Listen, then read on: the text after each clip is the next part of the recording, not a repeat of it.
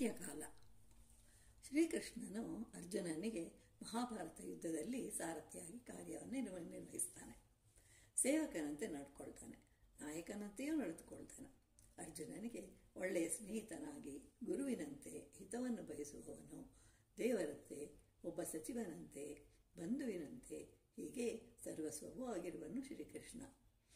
ಅಂತಹ ಶ್ರೀಕೃಷ್ಣನು ಇನ್ನು ನಮಗೆ ಇಲ್ಲ ಅಂತ ಹೇಳಿ ಪಾಂಡವರು ದುಃಖಿಸ್ತಾರೆ.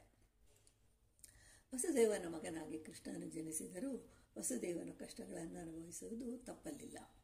ದಶರಥನಿಗೆ ರಾಮನು ಜನಿಸಿದರೂ ಕಷ್ಟಗಳು ಇದ್ದವು. ಆದರೆ ಅವರು ಕಷ್ಟಗಳನ್ನು ಎದುರಿಸ್ತಾರೆ. ಮಹಾಭಾರತ ಯುದ್ಧದ ನಂತರ ಶ್ರೀಕೃಷ್ಣನು ಮಲಗಿರುವಾಗ ಒಂದು ಕಾಲಿನ ಮೇಲೆ ಮತ್ತೊಂದು ಕಾಲು ಹಾಕಿ ಹೆಬ್ಬೆರಳನ್ನು ಅಲ್ಲಾಡಿಸುತ್ತಾ ಇರುವಾಗ ದೂರದಿಂದ ಅದೊಂದು ಪುಟ್ಟ ಪಕ್ಷಿಯಂತೆ ಕಾಣಿಸುತ್ತೆ. ಆಗ ಒಬ್ಬ ಬೇಡನು ದೂರದಿಂದ ಬಾಣವನ್ನು ಬಿಡುತ್ತಾನೆ. ಅದು ಶ್ರೀಕೃಷ್ಣನ ಪಾದಗಳಿಗೆ ತಾಕಿತು. ರಾಮಾವತಾರದಲ್ಲಿ ವಾಲಿಯನ್ನು ಕೊಂದದ್ದರಿಂದ ಅವನೇ ಮತ್ತೆ ಬೇಡನಾಗಿ ಜನಿಸಿ ಮುಯ್ಯಿ ತೀರಿಸಿಕೊಳ್ತಾನೆ. ಆದರೆ ಅಮೃತ ಶರೀರವು ನಿರ್ಜನ ಪ್ರದೇಶದಲ್ಲಿ 7 ದಿನಗಳು ಹಾಗೆಯೇ ಇತ್ತು. 8 ಜನರು ಭಾರ್ಯೆಯರು ಇದ್ದರೂ ಈಗ ಯಾರೂ ಅಲ್ಲಿಲ್ಲ.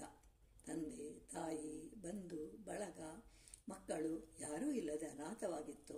ಯಾಕೆ ಅಂತಂದರೆ ಗಾಂಧಾರಿಯ ಶಾಪ. ಅದನ್ನು ಸ್ವೀಕರಿಸ್ತಾನೆ.